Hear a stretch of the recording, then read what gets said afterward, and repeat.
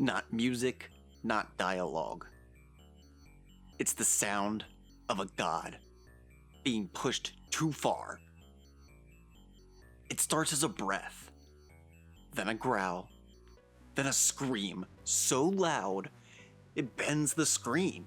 This is case file A-12-2-Rudolph-Randolph/Asuras Wrath for the Xbox 360. A scream that doesn't ask for mercy. It demands revenge. A scream that punches planets, kills gods, and shatters the sky itself. This is not power fantasy. This is rage, given a controller. And 12 years later, the industry still doesn't know what to do with it. And there's still not any titles that really do feel like.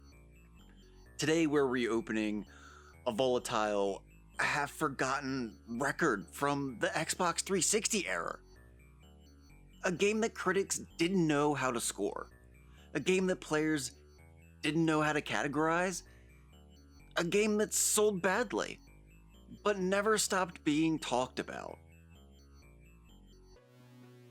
This is Case File Asuras Wrath.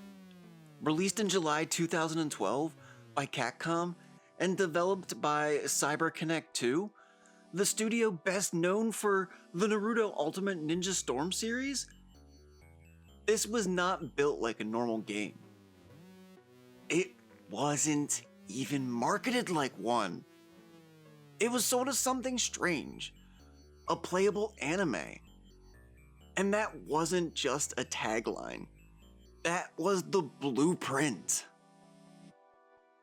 According to the archive records, a demigod warrior is framed for murder, stripped of his powers, watches his wife die, and has his daughter kidnapped by the gods that he once served. That demigod is Asura. His crime? Being inconvenient. The gods, called seven deities, rule humanity by harvesting human souls as energy. Asura is loyal. Asura is powerful. Asura has something dangerous. A family. And when those gods decide to remove him, they don't just kill him. They make him watch. His wife is murdered, his daughter's taken, and Asura is thrown from heaven to rot. The game does not give you time to process this. It hands you a controller and points you at the Asura's Wrath is not structured like a video game. It's structured like a TV series. The screen literally fades to black and shows Episode 1, Coming, a New Dawn. To be continued. Commercial bumpers, preview cards, recap pages. Every chapter is framed like an episode of a late-night anime broadcast. Like Toonami. Even the UI looks like it was ripped out of a DVD menu. And this wasn't accidental. CyberConnect 2 designed the entire thing to feel like you were inside an animated series. Not playing levels, but participating in scenes. You don't start missions, you start episodes. You don't die, you get directed. Asura's Wrath looks like nothing else on the Xbox 360. It doesn't aim for realism, it aims for exaggeration. Eyes bulge, faces twist, teeth grind, characters emote like they're being drawn live by a furious manga artist. And when Asura gets angry, the game literally changes colors. The screen floods with red, the camera shakes, the UI fractures. This isn't subtle, it's theatrical, and that's the point. Here's where the controversy begins. Asura's Wrath lets you control Asura during cutscenes, not just walking around, but during moments when other games would lock your controller and say, sit down and watch this. Instead, the game asks you to mash buttons and throw punches, flick thumbsticks to power up, time triggers to block godly attacks. Even emotional moments are interactive. When Asura is being restrained, you're the one struggling. When he screams, you're the one mashing. This is not QTEs for spectacle either. This is QTEs for participation. You are not watching rage. You're performing it. Let's address the change in the file. The big one. Asura's Wrath really isn't a game. That's been written into its reputation like a permanent stain. And honestly, I understand why. On paper, Asura's Wrath plays like a stripped-down action game. You have light attacks, heavy attacks, rapid-fire energy blast, a dodge, and a burst gauge. The burst gauge is everything. You build it up by attacking, blocking, and surviving. When it fills, you press one button.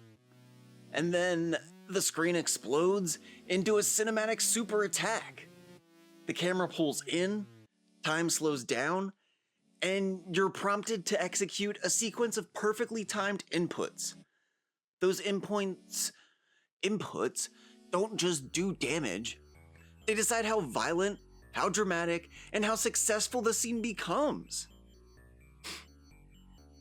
Miss the timing? Asura still fights, but he struggles. Hit them clean? He dominates. Here's why CyberConnect 2 made the weirdest choice. The QuickTime events are not random buttons. They are contextual. Punching, mash the melee button. Blocking the beam, hold the triggers. Powering up, rotate a thumbstick. And there were a couple of times where I rotated it the wrong way. Throwing a god into orbit, pull both thumbsticks down like you're ripping them off the screen.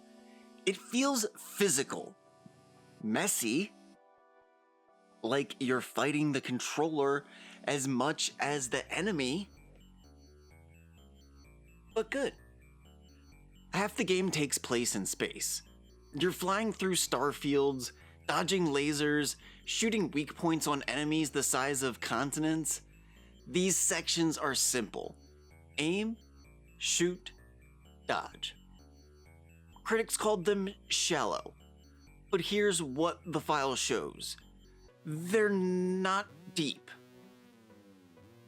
They're not to be deep. They're to make you feel small, because then the game does this.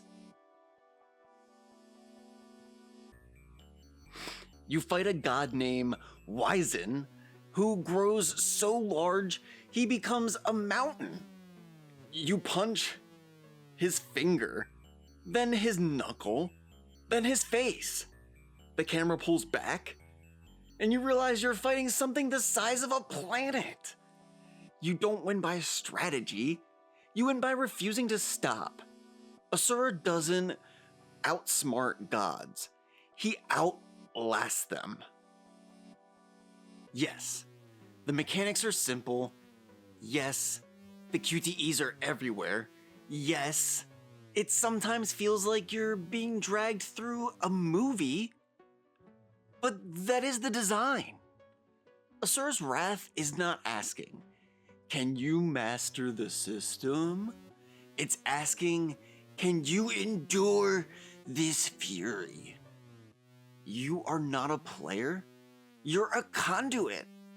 The next few files are about the 7 deities, the stolen daughter, and a family tragedy that turns this from a power fantasy into a revenge opera. Let's log the incident. The victim is the Emperor, the suspect is Asura, and the actual perpetrator, it's Deus. Asura is summoned before the 7 deities. They call him a traitor, a murderer, and before he can even understand the charge, Wyzen executes his wife in front of him. Mirthra, his daughter, is seized and branded as a living reactor, a soul generator to power the gods' weapons. Asura is stripped of his powers and cast from the heavens, not exiled, discarded. And here's a crucial detail. The gods don't fear Asura's strength. They fear his love. Because unlike them, Asura still feels. Each god represents a perversion of virtue. They claim to protect humanity, but they rule through terror, soul harvesting, and spectacle. Their energy weapon, the Brahmaster,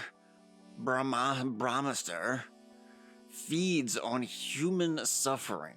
They don't want peace, they want control. Asura is a variable they can't predict. This isn't a story about saving the world. It's a story about saving one child. Each punch, each scream, each god slain is for Mirthra.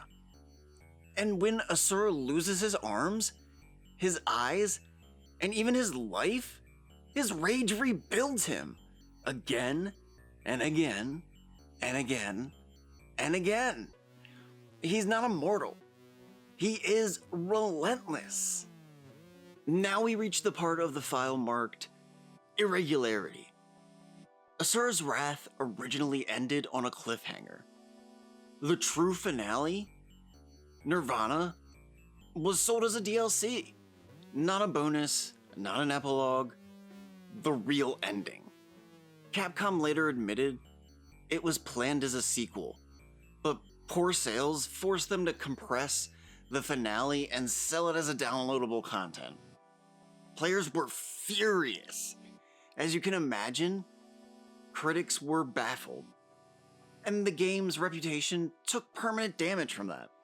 But here's the twist. The DLC also added new gameplay, more traditional boss mechanics, deeper combat moments. The thing fans been asking for was hidden behind a paywall. The thing that we're all kind of used to now. A tragic echo of the story itself. Hidden in Chapter 12 are secret developer notes from the director.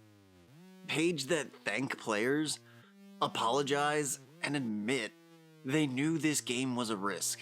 They knew it might fail, but they made it anyway. There are references everywhere. Okami and Monster Hunter cameos, Street Fighter moves, shurikens, drill kicks, even a Blanca figurine. The game was aware of itself. It's known it's strange. It knows it's strange. And it embraces it. So, what is Asura's Wrath? A misunderstood masterpiece? Or a flawed experiment? The truth is, it's both. It is messy, repetitive, overindulgent, but it is also honest, bold, and emotionally sincere.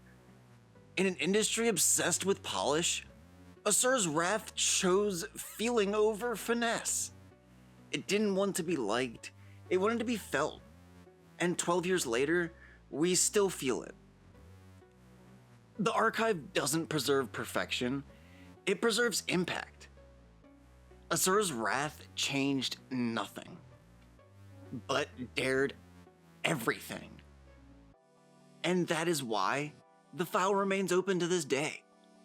If you stuck around this long, I appreciate you, and thank you so much for watching.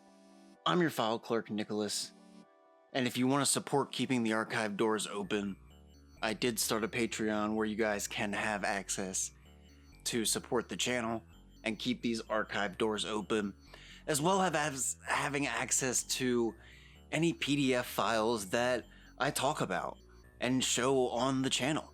And then also, I'm working on creating a little bit of other things on the side too. Nothing I want to set in stone and promise, but I am promising something else that is just more file pages for you guys that will be strategy guides included, my own breakdown of those created into file pages. That'll be pretty cool for you guys to take a look at if you have any interest in that. Let me know, and please support through the Patreon if you want to, and they'll come along with every episode.